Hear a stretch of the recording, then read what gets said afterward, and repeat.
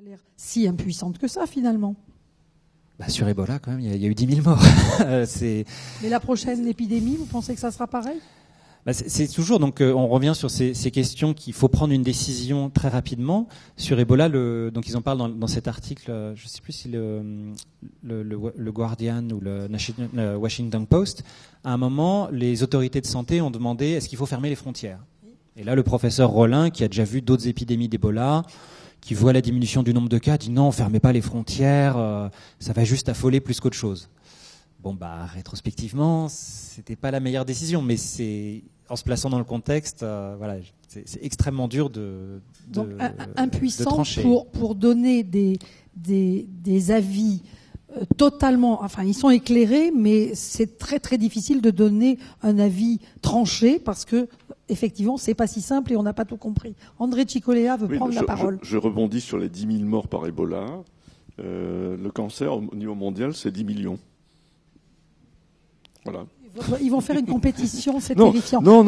Parlez-nous des solutions. Non, il n'y a pas de concours de beauté à avoir. Mais vous voyez, le regard, c'est intéressant. Le regard sur Ebola, voilà. Alors je dis pas que c'est 10 000 morts, c'est 10 000 morts de trop, hein, c'est clair. Mais 10 millions de morts par cancer au niveau mondial. En France, 155 000 morts. Et quand Madame Agnès Buzyn arrive, elle nous dit la rougeole, c'est un problème majeur. Vous évoquez la rougeole. 10 morts en 10 ans, voilà. Au même moment, dans le métro à Paris, on a des grandes affiches, 500 morts par cancer de l'enfant, voilà. Vous voyez, le regard n'est pas le même. Pourquoi ça renvoie effectivement à la peste de Marseille, ça renvoie à cette idée, une épidémie infectieuse. Et l'épidémie non infectieuse, on a les banalisé. Alors qu'objectivement, ça n'est pas le cas. Et donc, la prise de conscience que l'on peut faire, et je vous rejoins tout à fait, hein, il faut avoir un discours positif par rapport à ça.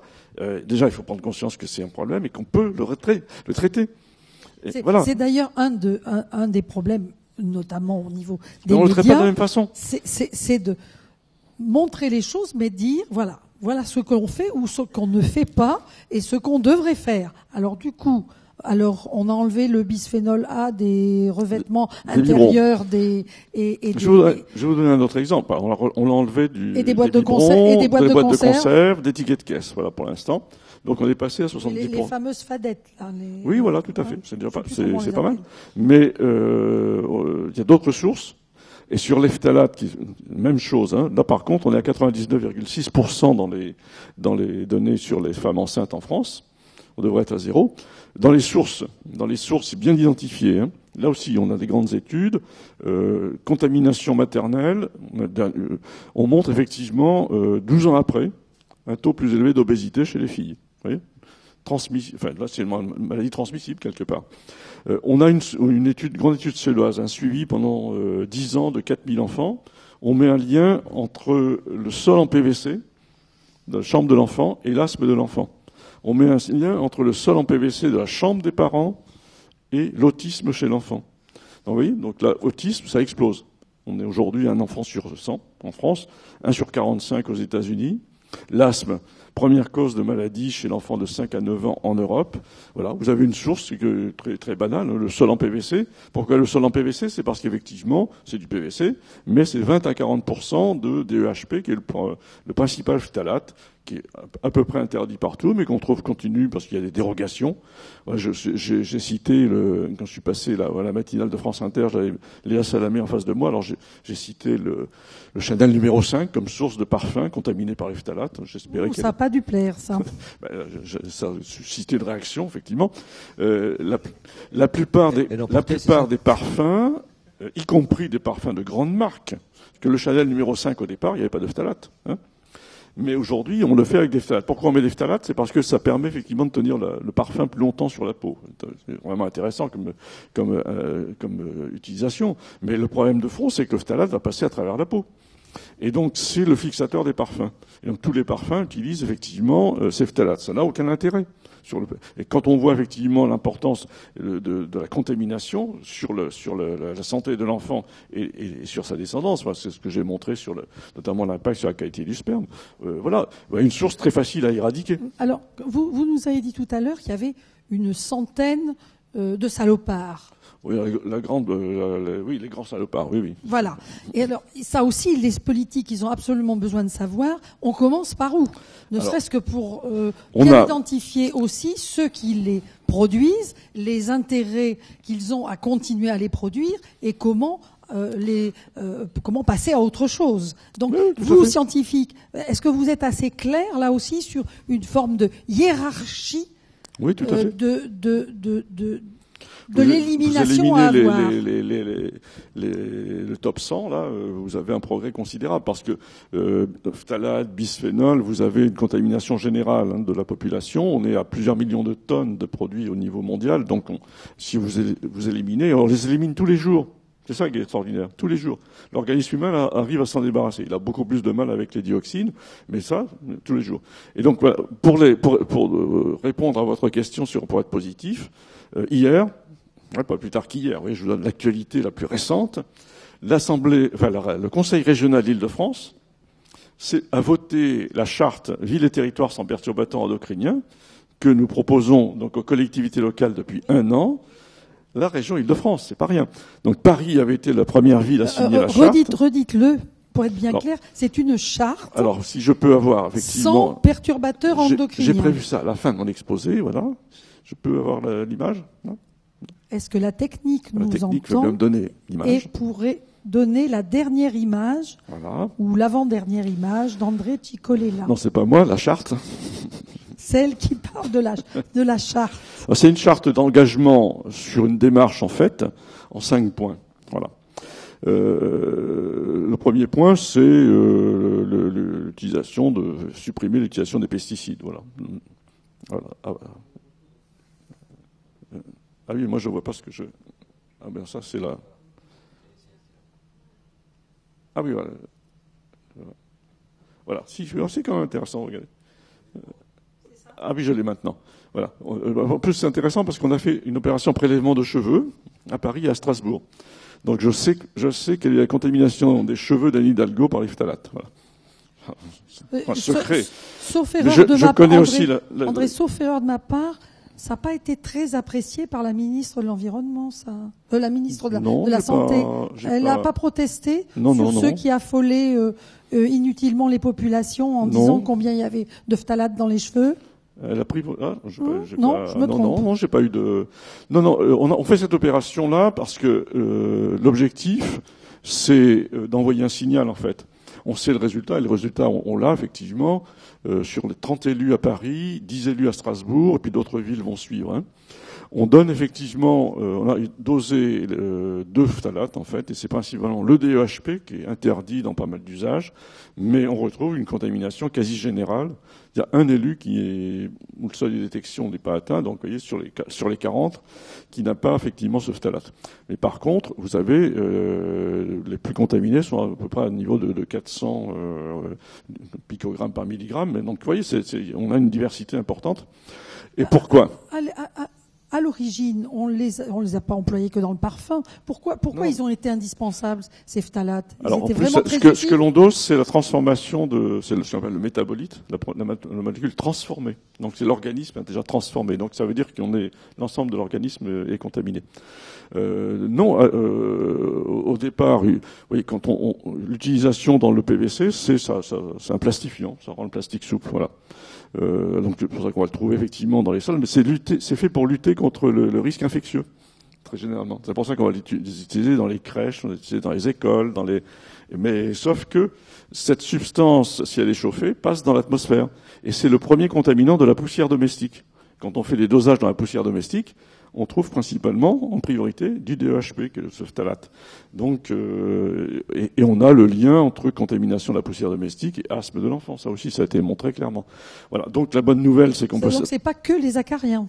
Mais non, les acariens, je ne dis pas que c'est anecdotique, mais c'est un peu secondaire. Mais quand vous respirez du phtalate, vous ne sentez rien. Voyez, moi, je sens rien, effectivement. Voilà, donc, et c'est une pollution invisible, effectivement. Alors, on la mesure, on connaît effectivement l'impact de cette substance, mais on peut l'éliminer facilement.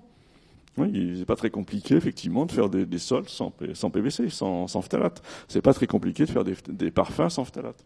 Et donc, j'ai une question, parce que vous nous faites une démonstration implacable sur le danger des phtalates.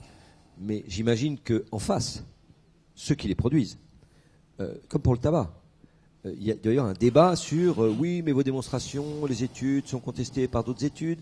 On met des études, on a bien vu avec le tabac, on met des études un peu bidons et puis on crée un doute. Donc, est-ce que c'est un peu ça qui se passe ? Oui, il y a eu cette tentation, cette tentative même, mais c'est justement l'action que l'on a menée au départ, c'est de déconstruire ces pseudo-expertises. Moi, j'ai fait la première conférence de presse, j'avais dit que c'était des expertises véreuses. Alors, je prenais un certain risque, parce que je risquais de me retrouver au tribunal, évidemment. Hein. Mais je savais ce que je disais. Parce qu'effectivement, elles étaient véreuses sur le plan de la construction. Néanmoins, ça passait inaperçu parce que personne ne lit effectivement ces avis d'experts, sauf quand on prend le temps de le faire. Et donc, à partir de là, on a convaincu effectivement les responsables politiques et les décisions ont été prises, et je le signale, à l'unanimité. L'interdiction du bisphénol dans les boîtes de conserve, c'est voté à l'unanimité. À Paris, à Strasbourg, la charte a été votée à l'unanimité. À la région Île-de-France, même chose. Donc, vous voyez, je trouve que ça, c'est très positif. Il y a un consensus parce qu'effectivement, chacun comprend bien que l'enjeu dépasse effectivement les clivages partisans. Tout le monde est concerné par le cancer du sein, par le cancer de la prostate, par toutes ces maladies. Tout le monde. On a intérêt à les faire régresser. Et là, on en fait la démonstration. En agissant sur... Alors, c'est moins compliqué, finalement, que de lutter contre Ebola, hein, parce que c'est pas compliqué d'enlever effectivement des phtalates des cosmétiques. Justement, ce que vous dites sur les sols, il y a tout ce qu'on appelle l'hypothèse de l'hygiène, sur le fait que certains des dysfonctionnements du système immunitaire, l'asthme, les allergies. Alors, le lien entre ce que vous dites et ce que je dis, c'est qu'effectivement, ces substances diminuent les défenses immunitaires. Et donc, effectivement, ça facilite la contamination infectieuse. Et donc, mais il faut après, effectivement c'est là aussi peser les deux. Enfin, moi, ce qui m'interpelle aussi dans ces études, c'est la difficulté. En fait, pour nous, les scientifiques, en particulier, moi, je viens des sciences de l'écologie et de l'évolution.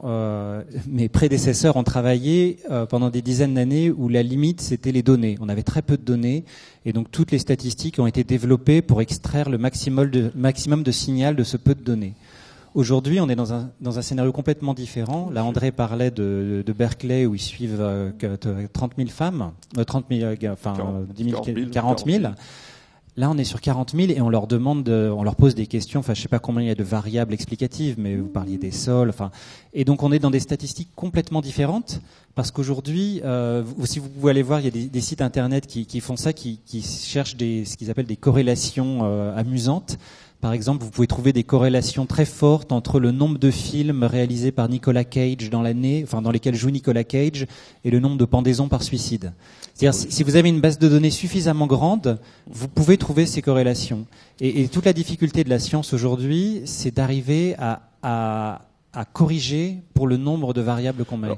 Quand vous dites ça, il faut quand même conclure que on arrive à éliminer les corrélations qui n'ont pas de sens. Oui, tout à fait. En plus, dans ce type de dossier, la partie la plus importante, c'est effectivement l'expérimentation animale sur la souris et chez le rat. Parce que là, vous êtes dans des conditions expérimentales. Il n'y a pas besoin que ça dure très très longtemps, les manips ? Non, ça se reproduit très facilement. Alors là, 3 générations chez le rat, c'est rapide. Là, chez l'humain, vous voyez, première génération, c'est 52 ans après, on s'en aperçoit. Chez la souris, c'est évidemment, ça a été beaucoup plus rapide. Donc, on a la preuve chez l'animal, c'est tout à fait transposable à l'humain, parce que le système endocrinien a été conservé au cours de l'évolution. Et l'élément important... Quand on dit que la souris n'est pas toujours un bon modèle... Ça, c'est faux. Là, ça marche bien. Quand je vous cite l'hormone thyroïdienne, c'est exactement la même molécule qui a été conservée au cours de l'évolution, qui contrôle la métamorphose du papillon ou la métamorphose du tétard, la transformation du tétard en grenouille, c'est la même. Donc, d'où l'impact sur la santé de l'écosystème. Parce que si le papillon, si la grenouille a du mal à se reproduire, c'est aussi parce que ces substances sont dans l'écosystème. Et donc la chute de la biodiversité, en partie, c'est la contamination de l'écosystème. Et donc notre santé dépend de l'écosystème. Ça, c'est une donnée essentielle. Mais on peut aujourd'hui agir parce que des substances comme celle-là, on peut s'en passer. On peut remplacer effectivement les biberons en bisphénol. On a fait des biberons en verre. C'est pas une régression. On sait faire des parfums depuis des millénaires sans phtalates. Donc les rideaux de douche en PVC. Et là, vos villes, elles vont s'engager à faire quoi ? À demander à enlever un certain nombre de produits comme on a fait. L'engagement des villes à partir de cette opération cheveux, c'est un engagement sur l'alimentation. Vous avez vu les dernières données sur le fait de consommer une alimentation bio, c'est 25% de cancer en moins. C'est quand même pas rien, quand même. Hein. Vous avez vu à quel point ces résultats ont été attaqués. Oui, bien sûr. Mais ceci étant, on a des données très fortes à ce niveau-là. Un élément dans la charte, c'est effectivement la campagne de sensibilisation, d'explication. L'enjeu, c'est aussi de sensibiliser en priorité et de protéger la période de la grossesse. Et donc là, il faut effectivement aussi des changements institutionnels, refonder des institutions comme la PMI autour de cet enjeu. Et puis, on a mis un axe aussi sur les critères d'éco-conditionnalité. À Paris, déjà avant d'ailleurs, on demande aux fournisseurs des produits de nettoyage sans alkylphénol, qui est une grande famille sans quoi ? Des alkylphénols, qui sont une grande famille. C'est vrai qu'ils ont en plus des noms à coucher dehors, hein. Non, donc personne s'en souvient. C'est un petit nom très simple. D'ailleurs là, c'est à partir des alkylphénols qu'on a, c'est un peu comme Fleming avec la pénicilline, c'est à ce moment-là qu'on a découvert effectivement à partir de tubes à essai en phénol cette notion de perturbateur endocrinien. On pourra en reparler. Mais en tout cas, à Paris, les fournisseurs fournissent maintenant des produits de nettoyage sans alkylphénol. Donc c'est tout bénéfice pour les travailleuses du nettoyage, parce qu'effectivement elles sont directement impactées. C'est les premiers atteints. C'est tout bénéfice pour l'écosystème, parce qu'effectivement les produits de nettoyage, une grande partie va se retrouver à l'eau, hein, donc dans l'écosystème, et ça nous revient après un boomerang, parce que les stations de traitement ne savent pas traiter ces substances à ce niveau-là. Donc, vous voyez. Elles passent à travers tous les filtres. Bien sûr, bien sûr. Donc, dans l'eau du robinet, comme dans l'eau en bouteille d'ailleurs, vous avez effectivement ces substances. Donc, c'est pas la peine de les avoir. Donc, on peut, alors c'est pas la peine d'en rajouter avec les bouteilles en plastique, parce que là, on remet des phtalates effectivement dans l'eau. C'est inutile. Donc, on a effectivement, on peut décontaminer l'écosystème de cette façon-là, en évitant de mettre dans l'écosystème toutes ces substances. Donc, on est dans un cercle vertueux qu'il faut aujourd'hui enclencher. Et là, l'engagement des collectivités locales est très important de ce point de vue-là. Alors, avez-vous des questions ? Oui. François Boucher. Attendez que vienne un micro pour qu'on puisse vous entendre partout. Il y a monsieur et François Boucher qui interviendra cet après-midi et madame derrière, là-bas. Donc c'est super. Allez-y. En France, on a interdit. D'un point de vue politique, pourquoi sur des choses aussi évidentes, on n'arrive pas à le passer, disons, au niveau européen ? Est-ce qu'on pourrait commenter un peu sur les mécanismes politiques ? Parce que je veux dire, enfin, en tout cas, je suis scientifique, donc la charge de la preuve, elle est claire. Maintenant, le problème, il est politique. Et donc, est-ce que vous pourriez nous en parler un peu plus ? Alors oui, là, on a réussi assez rapidement avec les biberons. On l'a interdit en France et 6 mois après, ça a été étendu à l'ensemble de l'Union européenne. Vous voyez, notre petite action. Aujourd'hui, 5 millions de nourrissons ne sont plus contaminés par leurs biberons. Mais on a eu un avis totalement stupide du Conseil constitutionnel qui a dit en France interdiction d'importer, mais vous pouvez fabriquer et exporter. Ouais, c'est vraiment logique, effectivement. Mais au niveau européen, pour l'instant, l'interdiction dans les boîtes de conserve n'est pas actée, ce qui est totalement stupide, totalement stupide. Pourquoi ? Parce qu'effectivement, il y a eu une bataille d'arrière-garde, ça a fait un peu de bruit. La Commission européenne s'est opposée effectivement à une définition qu'elle a finalement adoptée. C'est celle de l'OMS qui date de 2002, après avoir été condamnée par la Cour européenne de justice. Enfin bref, on a eu une action. Ce qui est important, c'est qu'une majorité de pays, menés par la France joue un rôle leader aujourd'hui dans ce domaine. Et donc, c'est effectivement cet enjeu de faire en sorte que l'Union européenne protège. Et ça, c'est effectivement, il y a une opposition de la chimie allemande principalement. Mais quand on a interdit les biberons au bisphénol, on a eu une campagne effectivement qui était menée en face par Bayer, BASF et Total. Ouais, pas rien quand même. On n'avait pas choisi des petits adversaires. Hein. Et on les a fait reculer. Vous n'avez pas entendu parler de leur campagne. Ils expliquaient effectivement que le bisphénol, c'était une légende urbaine. Une légende urbaine, comme si c'était une invention, alors la bataille, effectivement, s'appuie sur des milliers de publications scientifiques, et c'est ce travail-là qu'il faut effectivement faire, diffuser l'information scientifique, et on a fait la démonstration que les responsables politiques, à partir du moment où on leur donne effectivement ce type d'information, moi je me réjouis d'avoir eu un vote unanime, vous vous rendez compte ? Un vote unanime au Sénat, à la Chambre, un vote unanime dans les conseils de Paris, de Strasbourg et de Dijon plus récemment, ou même la région Île-de-France. Donc voilà, ça veut dire qu'à partir du moment où les citoyens s'engagent aussi, et ça c'est important, parce que chacun peut agir aussi à son niveau. Vous voyez ? on peut effectivement, quand on a un choix d'achat à faire, un shampoing sans parabènes ou avec parabènes, le choix est facile à faire. Voilà. Donc il faut donner cette information. Il y a des bases de données qui sont aujourd'hui constituées. Vous pouvez aller effectivement aller sur cette base de données et savoir quand vous hésitez sur l'achat d'un cosmétique, eh bien ça vous donne une indication. Que ça soit affiché sans parabènes. Alors oui, mais vous pouvez maintenant avec les applications, vous trouvez effectivement ce type d'informations. Donc on est dans la période des big data, et bien voilà, on peut utiliser ces big data de façon très positive, de même au niveau de la connaissance. Madame André, est-ce que tu pourrais nous dire, dans la cuisine par exemple, nous qui sommes simples particuliers, tout ce qu'on peut, tout ce qu'il faudrait, tout le matériel dont il faudrait se débarrasser, parce qu'on met encore beaucoup d'aliments dans des caissettes en plastique. Donc est-ce que ces caissettes en plastique en gros, je pense que le problème, c'est une grande partie du problème vient des matières plastiques. Alors tous ne sont pas traités de la même façon, mais globalement, vous avez eu un mouvement tout à fait intéressant, un mouvement citoyen intéressant sur les cantines sans plastique.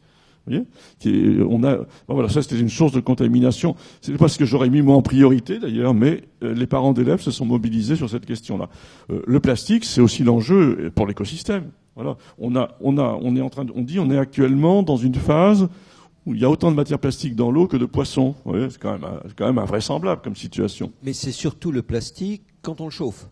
C'est surtout quand on le chauffe, Parce que le plastique au congélateur, c'est moins problématique, j'imagine. Mais à un moment, une partie de ce plastique va se retrouver dans l'écosystème, voyez. Donc il va nous revenir. Non, mais ça fait partie du problème. Dans votre cuisine, par exemple, les plastiques au micro-ondes. Ça, c'est plutôt à éviter. Alors, ça dépend quel type de plastique. Le polypropylène est quand même moins contaminé, sauf que si vous le chauffez, il relargue les films plastiques qu'on met par-dessus. Alors, les films plastiques, les films étirables étaient faits à partir de phthalate et de bisphénol. Ça, c'est vraiment la mauvaise idée de placer. Donc, pas au micro-ondes. Des films étirables au micro-ondes avec une bonne nourriture bien grasse derrière. Là, on avait la totale, là. Y a-t-il d'autres questions? Vous avez le micro? Oui. Voilà, madame. Pardon. Monsieur le maire. Monsieur le maire. Oui, concernant le virus Ebola, donc vous avez mentionné qu'il y avait de grandes épidémies, donc 2013, 2016, de plus petites. Mais est-ce un phénomène récent? Est-ce qu'on a observé ça au début, par exemple, du XXe siècle? Alors on a peut-être, mais la découverte du virus Ebola, c'est 1976. Après, on ne peut pas exclure du tout qu'il y ait eu de tels, et c'est très probable qu'il y en ait eu, mais qui n'ait jamais été documenté. De même que la grippe, avant la grande grippe espagnole de 1918-1919, on n'a pas vraiment de traces, on a quelques traces écrites, mais c'est très difficile de remonter à ce niveau-là. Et donc là, comme ce virus, les réservoirs sont très probablement dans des chauves-souris, dans des forêts en Afrique. C'est très certain qu'il y en a eu. C'est même la même chose pour le VIH, qui vient aussi d'un réservoir. Alors là, on connaît bien le réservoir. Ça vient d'un virus de singe, de SIV. C'est quasiment certain qu'il y ait eu des transferts de SIV au cours des temps, XVIIe siècle, XVIIIe siècle. C'est juste que la mondialisation, pour faire simple, n'était pas ce qu'elle est aujourd'hui. Aujourd'hui, c'est vrai, comme disait mon directeur de labo, que tout le monde s'est emparé quand il y a eu la grippe aviaire. Il disait, moi je suis beaucoup plus inquiet de quelqu'un qui prendrait l'avion avec Ebola et qui déclarerait un cas d'Ebola au milieu de Charles de Gaulle. Parce que Ebola, là, il y a à peu près une à 2 semaines d'incubation où on n'a pas vraiment de symptômes. Ça c'est des choses aujourd'hui où on peut en 2 jours être à l'autre bout du globe. Et c'est aussi... D'une part, c'est comme ça qu'on les détecte. Il y a des gens dont c'est le métier, qui sont chasseurs de virus, qui vont aller suivre vraiment toutes les fièvres un peu bizarres à la lisière des forêts tropicales. C'est aussi ce qui fait les risques au niveau mondial, ce qui fait que finalement on a aussi de la chance. On revenait sur ces questions de hasard.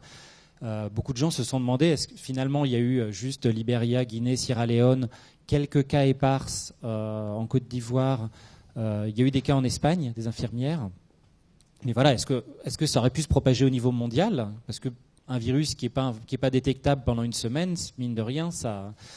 Et bon, là, c'est un peu de la chance, je pense. Alors, quand même. Vous avez parlé de grippe espagnole. Si je vous ai fait venir, c'est parce qu'il y a eu une alerte de l'OMS sur des risques de pandémie grippale. Vous pouvez nous en dire un mot?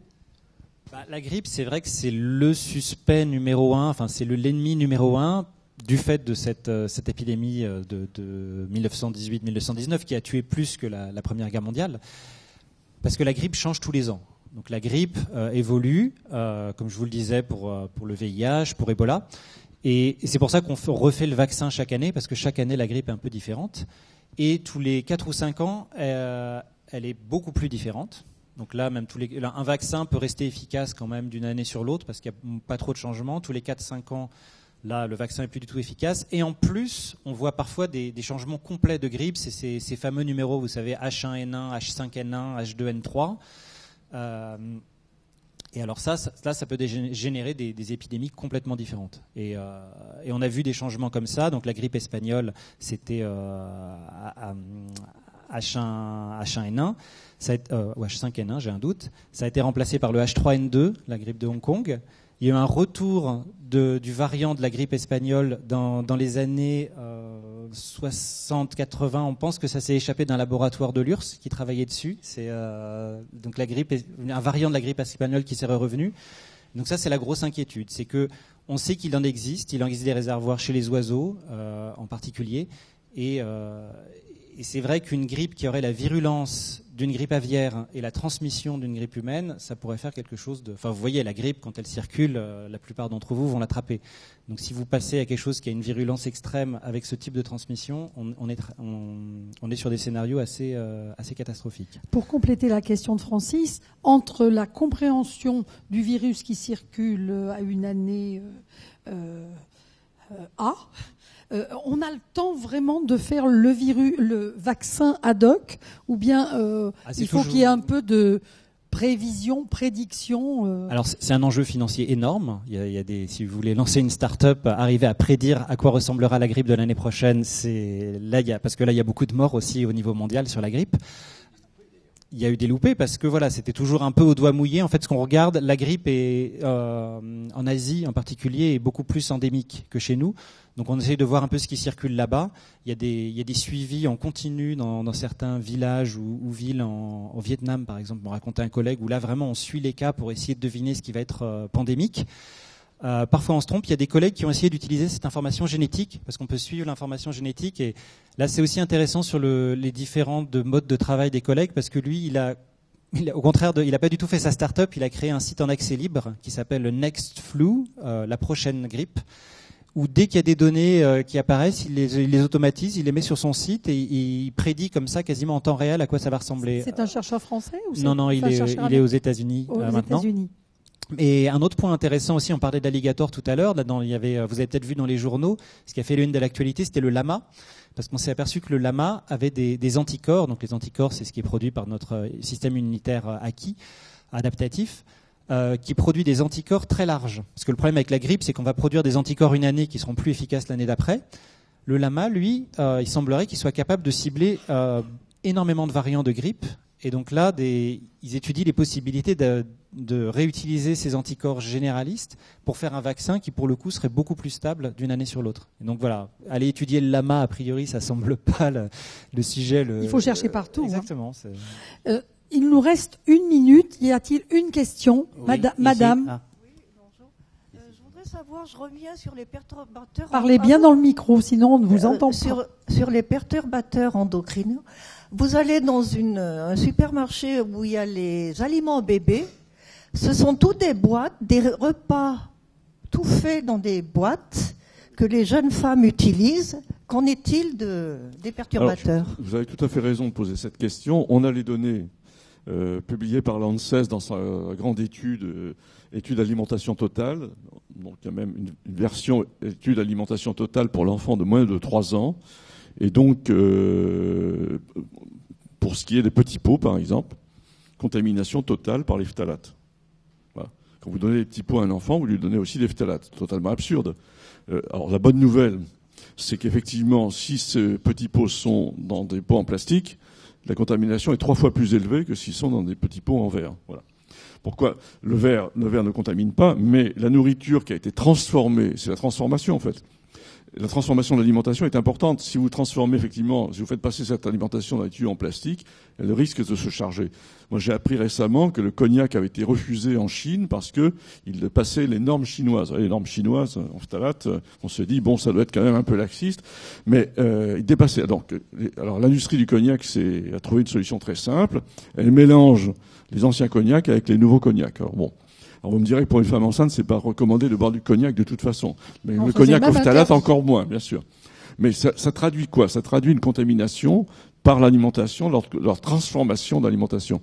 D'où l'importance aussi d'une alimentation la plus locale, la moins transformée, en fait. L'enjeu de la nourriture ultra transformée, on commence à comprendre cet enjeu sanitaire. Vous voyez, on a parlé de l'alimentation bio, mais l'alimentation transformée, on estime qu'on a 10% de cancer en plus, grâce. En raison de à cause de cette alimentation. Oui, mais il y a les plats tout prêts dans des boîtes en plastique actuellement. Oui. Et qu'elles faut font éviter. chauffer au micro-ondes. Il faut éviter effectivement ce type de contamination, bien sûr, oui. Donc c'est relativement simple. Eh bien écoutez, nous arrêtons là et si vous avez d'autres questions, posez-les en face à face pendant la pause.